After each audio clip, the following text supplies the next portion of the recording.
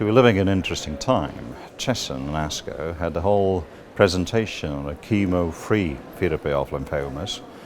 That is a fascinating idea, but so far we do not have the solid proof results that is very much better than the old immunochemotherapy.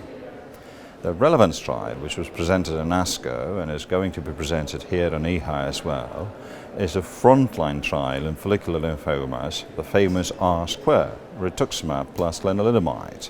And this occurred to be efficient because it did as well as the first-line immunochemotherapy, but not superior to it. Not yet. Presumably we need a better monoclonal antibody than the old Rituximab, and presumably if we combined lenalidomide with Obinutuzumab, it could have been better, but so far it isn't. So it's a kind of hope we have that we will have, or that we will replace the nasty chemo with something else. On the other hand, I have a lot of caution about this, because the chemotherapy is not the ugly chemo. It's one of the best treatment modalities we have, very popular and helping thousands of patients. It's just the way we use it, which is better and better defined every year, that may change. On the other hand, we have more and more so-called targeted therapies with agents which mode of action is alternative to old cytostatic drugs.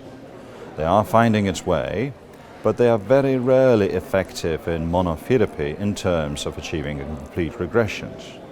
Now, if we find combinations or even triplets, the efficacy is increased, but so does the price. Now, this is the future, even for the countries from European community. We cannot spend this amount of money on therapy of the first-line patients at the moment. They are the hope for the relapsing refractory cases, that's for certain. One of the things we have to draw attention to is the development of immunotherapy. So we have a bunch of IMiDs, immunomodifying drugs like lenalidomide and the others like CC122 and those drugs just increase the potency of the T cells against the cancer. With this line we have is anti-PD-1, either the drugs which act against receptor, blocking it, or blocking the ligands, which again did the marvelous job in the cancers like melanoma, and they're fighting its way through in lymphomas.